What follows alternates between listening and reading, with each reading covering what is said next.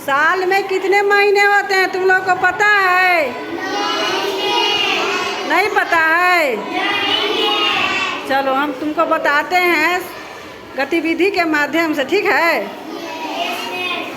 जनवरी आई, जनवरी आई,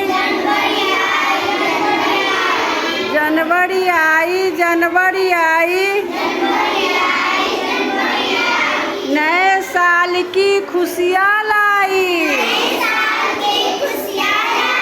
नए साल की खुशियाँ लाई। देखो बच्चों, जनवरी से नया साल शुरू हो जाता है, नया साल शुरू हो जाता है। वाह, चलो अच्छा है। फरवरी आई, फरवरी आई, फरवरी आई, फरवरी आई, बसंत पंचमी का पर्व है लाई, बसंत पंचमी का पर्व है लाई।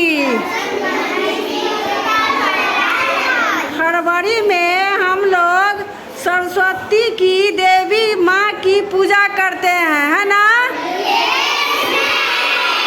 फरवरी में हम लोग किस देवी माँ की पूजा करते हैं? हाँ, सरस्वती पूजा नहीं मनाते हैं हम लोग। हाँ, तो वही फरवरी में सरस्वती पूजा मनाते हैं।